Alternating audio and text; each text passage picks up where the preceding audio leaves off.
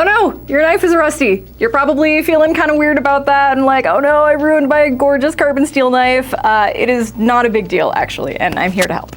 So for most of history, carbon steel was the only kind of steel because it's got something in it that can react a little bit more to rust. It just lacks the element that makes a knife stainless. In Japan, a lot of knife makers prefer carbon steel because it's a little bit more traditional, it's a little bit easier to work with, and it takes a really sharp edge. Here we're pretty big fans of carbon steel because it takes a great edge, it's super easy to work with, and personally I really like the patina that it can build, and we'll talk about that in a second. The downside is if you leave it wet for a little bit too long, it can rust. So let's take care of that. So if your knife is a little bit rusty, it is super not a big deal. It is really easy to clean off at pretty much any stage of rust, and there's not very many cases where your knife is beyond repair. Most of it you can do at home too. So this guy is my knife. He's not too bad. I probably cut an onion with this and didn't wipe it off all the way and then left it on my knife block for a couple of months. This one has been left alone in a little bit worse condition for several months. We'll probably see a little bit more of that pitting hang out when we're done cleaning it, but it's still not the end of the world. This guy is a little bit more on the severe side, but still not beyond repair. The true savior of this video is always Barkeeper's friend. The savior of everything, of anything you can possibly imagine that's been stained, your sink is gross, your dishwasher looks nasty, Barkeeper's friend. These usually go for around $7. They come in liquid form, powder form. I like the powder because I can kind of toss a little bit onto my knife and then rub it in, kind of use it as an abrasive, kind of like exfoliating your face, but for your knife. It's also fine enough that it actually doesn't scratch up the finish of your knife too. So if you're worried about your aesthetics or you just want to get a quick, clean job, it's great for basically everything. I'm gonna swap out that pretty one for my next grody one here. I've also got an ancient wine cork. You don't need a new one, and this is just gonna help me rub the powder into the blade. You can also totally just use a damp part of your cloth. I like a cork because it adds a little bit more pressure to really work it into the blade. I think that's it. And water.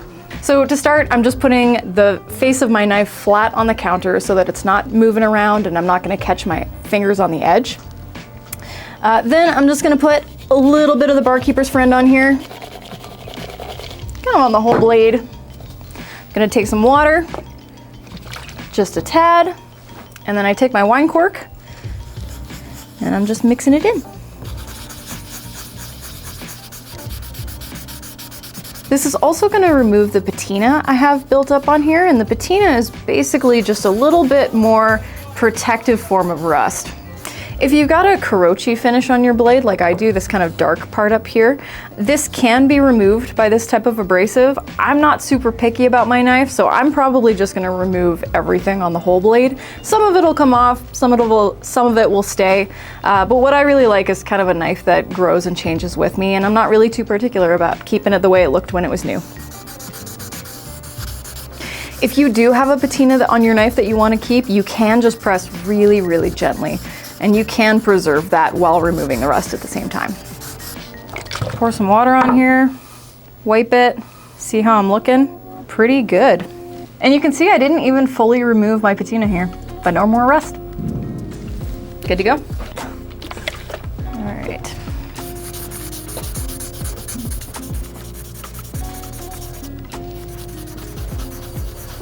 All better, he's all done. He's looking squeaky clean and ready for me to rust him again. So for the slightly more severely rusted knife, we've got a rust eraser, and this guy is just a little bit more intense abrasive. You can still use some water, and I like to, so I'll take my knife, put it down in the same way, put a little bit of water down, not a ton, doesn't need a ton, and then you just take it and you erase. I do need to press a little bit harder with this guy, both because there are some kind of valleys and ridges. It doesn't make as much contact as powder does, but also because the rust is a lot more intense on this guy too. If you feel so inclined, you can even combine Barkeeper's friend and a rust eraser. Possibilities are endless. There's a lot of ways to fix this.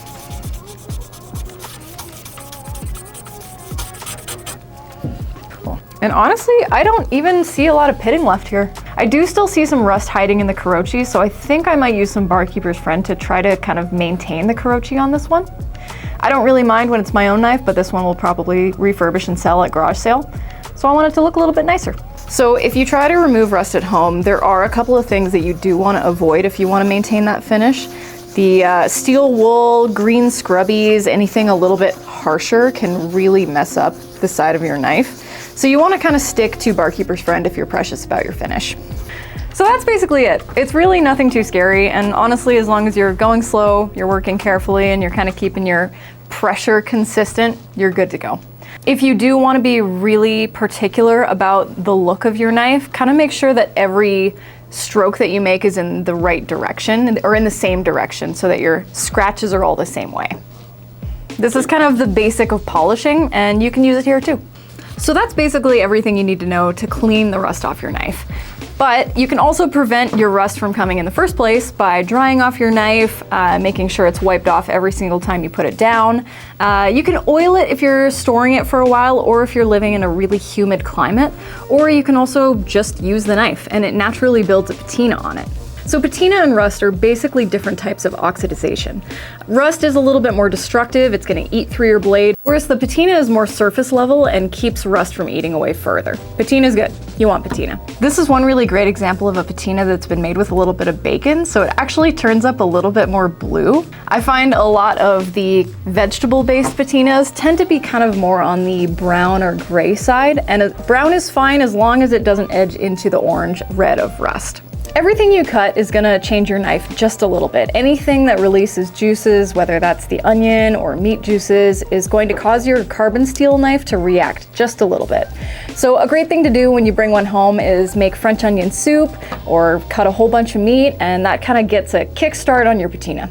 Each patina is super unique and kind of breaks in like a leather jacket does. It tells the story of the food that you like to cut, the food that you like to eat, and it's unique to your knife. If you want to get really funky about it, I made a video about forcing a patina, which is also something that you can do that's kind of fun. So if you're finding your knife is consistently rusting, or you don't want to put in the time to build up a natural patina, there's a couple of ways that you can force it. I hope this helped. Come back as many times as you need. It is something that happens more than once for my house.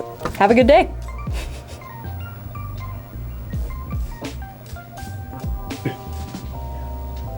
Alright, try to go a little wider. Space for text. Space for text. Yeah.